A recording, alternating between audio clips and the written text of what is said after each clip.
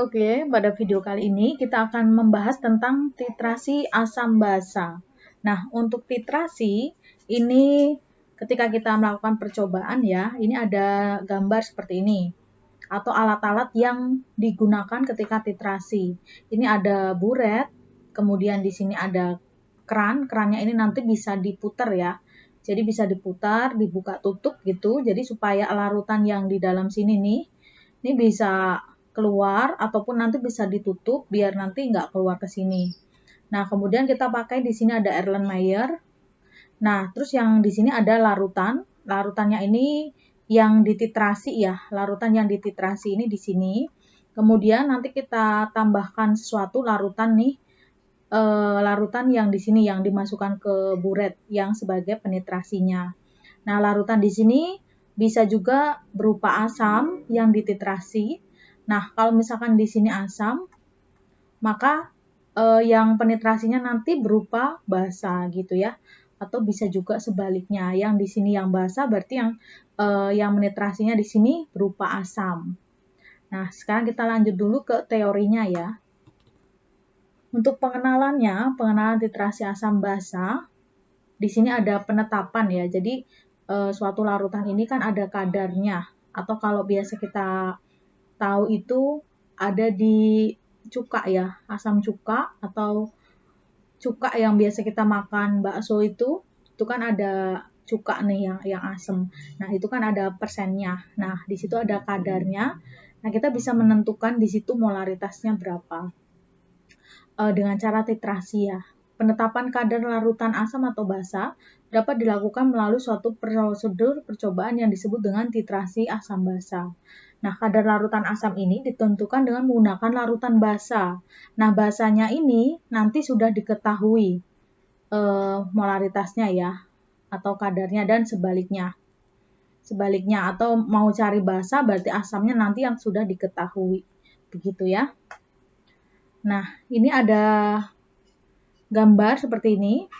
Misalkan ini buret, ini larutan tadi ya, penitrasi atau disebut dengan titran. Nah, biasanya ini nanti kita pasangkan di klem dan statif. Jadi dipasangkan di situ. Nah, kemudian di bawah sini ini ada Erlenmeyer. Erlenmeyer nanti kita isi dengan larutan yang dititrasi atau titrat. Nah, nanti kita mau cari nih di sininya tuh. Misalkan bisa kita mau cari molaritasnya nih. Nah, berarti larutan yang titrannya, penetrasinya di sini kita udah tahu molaritasnya berapa. Jadi kita mau cari di sini, nah dengan cara titrasi asam basa. Nah, nanti ada perubahan warna ketika kita menambahkan sesuatu di sini ya. Perubahan warna itu nanti perubahan warna yang sudah stabil, nah itu nanti berarti prosesnya ini akan dihentikan. Mungkin nanti ada penjelasan lebih lanjut tentang prosedur ini ya, prosedur titrasi ini. Nah, untuk ini kan yang video ini masuk ke teorinya dulu ya. Nah, titik ekuivalen, ini ada titik pada saat asam dan basa ini tepat ekuivalen. Kemudian titik akhir titrasi, titik pada saat indikator berubah warna. Nah, di sini ada prosedurnya.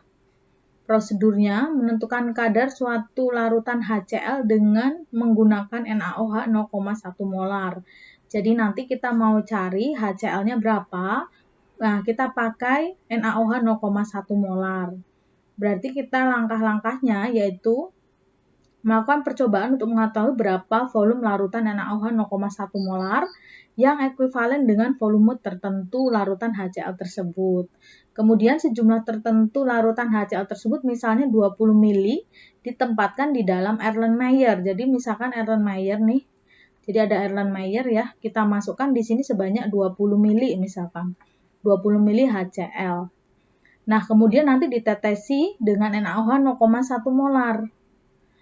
Nah, nanti kita amati sampai dia itu menunjukkan perubahan warna. Jadi dia dihentikan tepat pada saat indikator ini menunjukkan perubahan warna.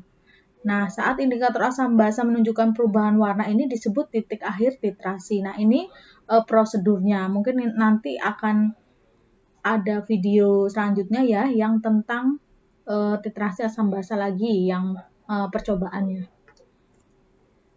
Nah, kita mau masuk selanjutnya nih, ada perubahan pH pada titrasi asam basa, yaitu ada kurva titrasi. Di sini kita mau bahas 3, yang pertama asam kuat dengan basa kuat. Yang kedua asam lemah dengan basa kuat. Yang ketiga ada basa lemah dengan asam kuat. Nah, kita mau bahas satu persatu. Untuk yang pertama, ini ada asam kuat dengan basa kuat. Jadi sama-sama kuat ya, asamnya kuat, basanya kuat. Nah, untuk kurvanya ini nanti seperti ini ya. Ini ada kurva seperti ini. Karena kita mau titrasinya asam kuat dengan basa kuat, maka pH mula-mula di sini berarti pH mula-mula dari asam kuat ini. Karena ditambahkan dengan basa kuat, maka dia lama-lama pH-nya juga akan naik. pH-nya jadi akan menjadi lebih basa. Nah, terus dia di sini nih karena sampai basa kuat ya. Sampai 12. Nah, kemudian kita lihat di sini, ini kan dia larutannya naik nih karena dari asam kuat ke basa kuat. Kurvanya naik. Kemudian di sini ada titik ekuivalen. Titik ekuivalennya ini pH larutan pada saat asam dan basa tepat habis bereaksi. Tepat habis bereaksi berarti pada pH berapa? Di sini pada pH 7. Kenapa 7? Karena ini asam kuat sama basa kuat ya, sama-sama kuat, maka dia tepat bereaksi di angka 7, begitu. Nah, untuk menunjukkan titik ekuivalen, ini kita bisa pakai beberapa indikator. Indikator ini nanti disesuaikan sesuai dengan titik ekuivalennya. Nah, memang yang paling sering dipakai ini adalah pakai phenolphthalein ya, atau PP. Bisa juga indikator yang lainnya ada metil merah, bromtimol biru atau PP. Atau juga pakai PP bisa ya. Jadi nanti disesuaikan dengan dia itu titik ekuivalennya di pH berapa. Nah, untuk yang kedua ini kurvanya asam lemah dengan basa kuat. Kalau kita lihat asam lemah berarti tadi kan mulainya di angka 1. Kalau sekarang bukan di 1 lagi. Karena lemah berarti udah bukan 1, berarti agak naik ke sini. Ya, lemah. Nah, berakhir di basa kuat di sini. Karena kita lihat yang kuat kan basanya. Titik ekuivalennya ini nanti berarti dia ada di lebih dari 7. Di atas 7 ya. Jadi titik ekuivalennya ini nanti di atas 7. Karena yang lemahnya asam, yang kuatnya basa. Begitu. Lanjut yang ketiga, ada basa lemah dengan asam kuat. Nah, sekarang kebalik ya, dibalik. Yang larutan yang kita punya mula-mula ini basa lemah, berarti pH mula-mulanya ya di sini nih, di bagian basa. Kemudian karena ditambah asam terus nih, dari yang tadinya 11, lama-lama pH-nya jadi ke bawah nih. Karena asam kuat ya, jadi di sekitar masih asam kuat. Nah, kita lihat, dari basa lemah ke asam kuat nih, ditambahin asam kuat, kan yang kuat asam. Maka ekuivalennya juga di bagian pH asam ya, yaitu kurang dari 7 nih. Jadi ekuivalennya kurang dari 7. Begitu. Nah, ini untuk kurva ya, kurva titrasi. Jadi, kurva ini tidak perlu dihafal tapi dipahami. Dari siapa dititrasi dengan siapa, titik ekuivalennya bagaimana. Atau nanti juga bisa berdasarkan percobaan gitu ya. Jadi yang penting dipahami kurvanya ini seperti apa begitu. Nah, sekarang kita lanjut ya. Masuk ke contoh soal. Di sini ada 25 mili CH3COOH. Ka-nya adalah 10 pangkat min 5. Dia di sini dititrasi dengan NaOH 0,1 molar. Jadi, dia ini seperti ini. Ada CH3COOH. Ya, di sini tuh CH3COOH. Sebanyak 25 mili. Kemudian di sini ada buret tadi ya. Buret diisi larutan. Larutannya ini ada NaOH. NaOH-nya 0,1 molar. Nah, volume CH3COOH-nya ini kita punya 25. Di sini ada 3 percobaan, 3 data percobaan. tiga data percobaan ini untuk mencari volume NaOH. Nah, volume NaOH ini berdasarkan tiga percobaan ini ada 24, 26, 25. Nah, kalau seperti ini maka kita akan cari dulu volume rata-ratanya, volume rata-rata NaOH. Karena ada tiga percobaan ya, kita cari rata-ratanya nih, 24, 26, 25 itu berarti berapa? 25 ya, 24 plus 26 plus 25 bagi 3. Ini kan 25 mili. Jadi di sini volume rata-rata NaOH adalah 25 mili berdasarkan yang percobaan ini kan. Nah, kita masuk yang A.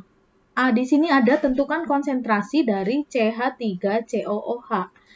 Karena kita mau cari molaritas CH3COOH kan kita tidak tahu. Tidak tahu nih. Yang kita tahu adalah NaOH, molaritasnya. Makanya dia dititrasi. Nah, CH3COOH ini kan dia dititrasi dengan NaOH. NaOH-nya sebanyak molaritasnya 0,1. Kemudian pertanyaannya ada berapa molaritas CH3COOH. Untuk rumus titrasi ini nanti kita bisa pakai rumus MA, molaritas asam kali volume asam kali valensi asam, sama dengan molaritas basa kali volume basa kali valensi basa. Nah, ini kita bisa pakai rumus ini ya untuk titrasi. Sekarang kita bisa masukkan ke rumus ini. Molaritas asam kita belum tahu ya, maka kita tulis M aja, MA atau X boleh. Volume asamnya ini tadi semuanya 25. Ya rata-ratanya 25 ya. Kali A. A itu valensi H+ dari CH3COOH. Ini ada 1 ya. Kemudian molaritas basa ini ada 0,1. Nah, volume basanya berapa? Di rata-rata kan tadi kita punya 25. B adalah valensi basa, OH. OH minnya berapa valensinya? OH minnya berapa? 1 kan? Nah, ini sama-sama seperti ini ya. Berarti M asamnya adalah 0,1 molar. Maka, molaritas CH3COOH ini adalah 0,1 molar. Begitu ya, ini untuk yang A. Sekarang kita masuk yang B. Kita masuk ke pH-nya ya, pH-nya berapa. Yang B, tentukan pH larutan jika jumlah NaOH yang ditambahkan sebanyak 10 mili. Yang B yang nomor 1 dulu ya, maka kita buat seperti ini dulu. Karena kita mau mereaksikan CH3COOH, kita reaksikan dengan NaOH. Maka reaksinya jadi apa? Kita reaksikan jadi CH3COONA plus H2O. Nah, dari reaksi ini kita harus cek ini sudah setara atau belum. Dari sini sudah setara kan ya. Nah, kita masukkan milimolnya. CH3COOH tadi kita punya molaritasnya. Molaritasnya tadi kita punya berapa? 0,1 ya. Ini kita punya 0,1. Maka kita tulis ini konsentrasi CH3COOH adalah 0,1. Maka cari molnya gimana? CH3COOH kan dia punya 25 mili. 25 mili kali 0,1. Jadi di sini 2,5. Nah, NaOH-nya yang kita kerjakan yang sekarang, yang awal ini, 10 mili. NaOH 0,1. Jadinya, berapa tuh? 1 ya. Milimol nih, semuanya milimol. Valensinya sudah 1 semua kan?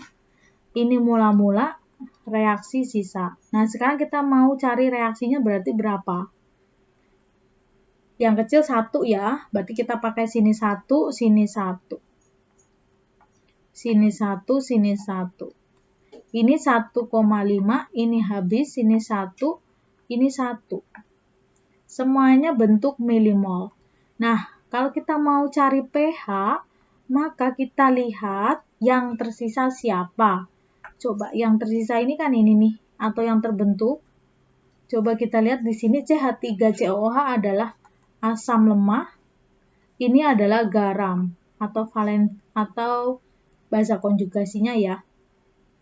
Kalau ada asam lemah dengan garam yang tersisa yang lemah, asam lemah seperti ini, maka kita pakai rumus apa? Nah, ini harus ingat ya. Berarti kita pakai rumus buffer. Buffernya apa? Karena yang sisanya yang lemah yang asam, maka buffer asam. Nah, berarti cari pH-nya gimana? Kita masuk ke rumus buffer asam. H plus Ka kali milimol. Karena kita pakai milimol ya. Milimol asam per milimol garam kali valensi. Nah, valensinya berapa nih? Ka, kita masukkan data Ka. Ka-nya adalah 10 pangkat min 5. Kita masukkan untuk milimol asam. Milimol asamnya adalah 1,5. 1,5 ini milimol. Garamnya ini 1 ya. 1 milimol. Nah, valensinya, valensi garam yang lemah. Ini kan, nih CH3COO, Na berarti yang lemah CH3COO kali 1. Nah, ini kan untuk buffer ini sudah ada ya di video penjelasan tentang pH buffer. Ya sudah, 1,5 bagi 1, 1,5, 10 pangkat min 5. Berarti pH-nya 5 min log 1,5 gitu ya. Lanjut sekarang yang B2. Oh iya, jadi nanti kalau cari pH disesuaikan sisanya siapa. Kalau sisanya lemah dan garam berarti kita pakai buffer, pH buffer ya. Sekarang yang B. Yang B2 nih. Nah, kita reaksikan lagi CH3COOH dengan sama ya, sama NaOH juga. Kita reaksikan berarti dia jadi CH3COONa plus H2O. Reaksi ini sudah setara, ya kan? Nah, kita masukkan milimol asamnya CH3COOH tadi kita punya 0,1 molar. 0,1 kali 25, berarti dia 2,5. Nah, untuk NaOH, NaOH-nya 25 mili dengan 0,1 molar. Berarti di sini juga 2,5. Ingat di sini semuanya milimol sama ya. Valensi juga semua sudah 1. Nah, yang reaksi kita pakai berapa berarti? Ya 2,5 ya. 2,5, ini 2,5, 2,5. Habis di sini 2,5, 2,5 milimol. Ini milimol. Nah, sekarang kan bentuknya beda dengan yang tadi kan. Sekarang kita lihat nih yang terbentuk atau yang sisa siapa. Yang terbentuk hanya garam aja, CH3COONa. Ini habis semuanya nih. Pereaksi habis. Karena seperti itu ya, maka kita lihat yang terbentuk aja yaitu garam. Karena yang terbentuk garam aja, maka kita pakai hidrolisis, pH hidrolisis. Nah, untuk penjelasan pH hidrolisis juga sudah ada video tentang menghitung pH hidrolisis. Nah, sekarang kita lihat nih hidrolisisnya. Hidrolisisnya berasal dari apa? Hidrolisisnya kan garamnya CH3COONa. Berarti ini ada asamnya CH3COOH kan? Asamnya asam lemah nih. Bahasanya ada NaOH, bahasa kuat. Sekarang kita mau masukkan rumusnya. Masih ingat ya, karena hidrolisis bahasanya yang kuat atau yang kuat basa, maka kita kuat masukkan rumus OH-. Yang lemah asam, maka Kw per Ka ya, kali molaritas, kali valensi. Ingat kalau garam dia bentuknya molaritas. Kw-nya adalah 10 pangkat min 14 kan. Ka-nya kita masukkan data sama tadi 10 min 5. Molaritasnya berapa? Molaritasnya kita belum punya. Kita baru punya 2,5 milimol. Nah, maka kita masukkan rumus molaritas apa nak? Molaritas adalah mol per volume. Ya. Nah, molaritasnya masukkan sini dulu deh. Molnya kita bentuknya milimol ya. Jadi di sini milimol, ini juga per mili. Nah, milimolnya kita punya berapa? Milimolnya kita punya 2,5. Volume totalnya berapa? Volume totalnya adalah 25 dari CH3COOH ya. Kemudian dia ditambahin lagi sama si NaOH, tambahin 25 lagi. Gitu kan? Nah, jadi di sini tuh 2,5 per 50. Ya. Nah, seperti ini. Ini untuk molaritas. Dari molaritas kita bisa masukkan ke sini kan. Nah, angkanya berapa nih? Nah, untuk valensinya berarti garam yang lemah. CH3COONA, garam yang lemah berarti ini kan CH3COO atau ya 1 itu kan. CH3COO-nya. Nah, terus kita masukkan di sini kali 1. Kita hitung 2,5 dibagi dengan 50 ya. 5, 10 pangkat min 2 ya. Kita masukkan sini 5, 10 min 2. Kalau sudah seperti ini, biasa aja langsung kita hitung seperti biasa aja. 10 pangkat min 11 ya. 9 ini sama min 2, min 11. Nah, ingat di sini masih OH min. Jadi di sini kita keluarkan, boleh nih, kita keluarkan akar 5-nya jadi 2,2, 10 min 5,5. Itu baru OH min, kita baru dapat POH dulu ya. 5,5 min log 2,2. Jadinya pH-nya gimana? 14 min 5,5 min log 2,2. Ya udah tinggal dihitung aja, biasa 8,5 plus log 2,2 begitu ya. Nah, jadi nanti kalau ditanya pH, misal ditambah seperti ini, ya tinggal kita sesuaikan, kita pakai pH yang mana. pH asam basa biasa itu, atau pH buffer, atau pH hidrolisis. Karena yang terbentuk hanya garam seperti ini aja, maka kita pakai pH hidrolisis. Sesuaikan hidrolisisnya berasal dari apa. Kalau asam lemah, basa kuat, ya berarti kita pakai rumus yang sesuai, yaitu yang OH min ini. Gitu ya. Nanti kalau kebalik, misalkan asamnya kuat, basanya yang lemah, berarti di sini kita masukkan H plusnya itu. KW-nya per KB, gitu ya. Jadi ini bisa dipelajari lagi di yang pH hidrolisis. Gitu ya. Lanjut sekarang kita yang B3. Oh, sorry.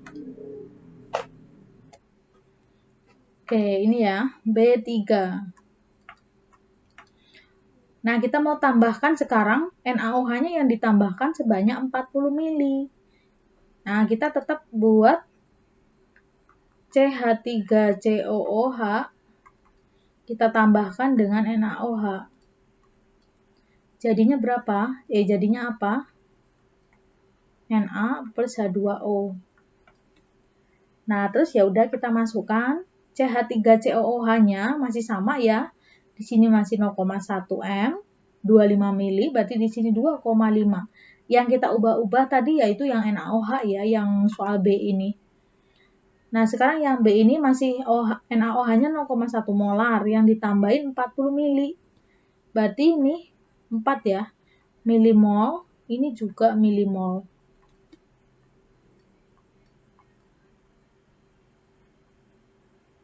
Nah, kalau sudah, kita cari yang direaksi ya, 2,5 bagi 1, 2,5, 4 bagi 1, 4. Jadi kita pakai yang 2,5. 2,5, 2,5 nih 2,5. Ini habis, 4 kurangi 2,5, 1,5. Ini 2,5, ini 2,5. Semuanya milimol, ini milimol. Nah, sekarang kita lihat yang terbentuk atau yang sisa ya. Nah, ini kan ada sisa ini, sama seperti ini kan. Nah, kita lihat nih yang sisa apakah lemah dengan garam atau bukan. Oh, bukan. Ternyata yang sisa adalah basa kuat. Nah, kalau yang sisa ada di sebelah kiri atau di reaksi berupa basa kuat atau asam lemah, berupa basa kuat atau asam kuat, jadi kuat nih, yang sisa kuat. Maka kita pakai pH yang asam basa biasa. Ya, bukan buffer, bukan hidrolisis. Jadi pH asam basa yang biasa. Yang mana itu? Yang H+, misalkan kalau asam ya A kali M gitu loh. OH- itu yang B kali M gitu. Karena basa ya kita pakai yang OH- ini. Kita pakai yang ini jadinya. Sekarang kita masukkan rumus B kali M. Nah, B-nya itu apa? Valensi. Valensi dari OH. Valensi dari NaOH ini, OH-nya berapa? 1 ya, molaritas. Nah, kita maunya molaritas, padahal yang kita punya baru milimol. Molaritas tadi gimana? Milimol per volume ya, mili. Milinya siapa? Total ya, total yang CH3COH sama yang NaOH. Jadi kita punya di sini, masukkan di sini bolehlah, sini 1,5 per. Nah, volumenya berarti ada 25 sama ada 40. Volume dari CH3COH 25, dari NaOH-nya 40. Gitu. Nah, udah deh, sekarang kita hitung. 1,5 bagi berapa tuh? 65 ya. Ini misalkan dapatnya berapa tuh? 0,023. Atau di sini boleh 2,3 10 pangkat min 2 ya. Nah, ingat ini masih OH-. Dari OH- maka kita baru dapat POH. Min log dari OH-. Min log 2,3 10 min 2. Jadinya berapa? 2 min log 2,3 ya. Nah, ini baru POH. Berarti kita mau cari pH-nya. Ntar ini dikasih batas dulu ya. Nah, kita cari pH. 14 min POH. 14 min 2 min log 2,3. Hitung aja. 14 min 2. 12 min jadi plus log 2,3. Nah, ini udah ya. Jadi ini didapat pH-nya basa yaitu 12 plus log 2,3. Jadi kalau titrasi aja sih gampang ya. Maksudnya cari molaritas titrasi cuma pakai yang tadi, yang rumus mula-mula tadi loh. Yang MA, VA gitu kan. Nah, kalau cari pH ya kita harus sesuaikan kita pakai pH yang mana. Jadi kita tetap masih pergunakan rumus-rumus yang sudah dijelaskan kemarin, yang tentang asam basa yang ini, kemudian ada juga yang buffer atau hidrolisis. Jadi tetap disesuaikan dengan kondisinya atau keadaannya atau yang tersisanya siapa, begitu ya. Nah, ini untuk penjelasan titrasi asam basa, dan juga ini ada contoh soal. Mungkin nanti bisa dilanjutkan di video selanjutnya dengan contoh soal yang lain, masih di titrasi. Oke, demikian video kali ini, mudah-mudahan dapat dipahami. Terima kasih.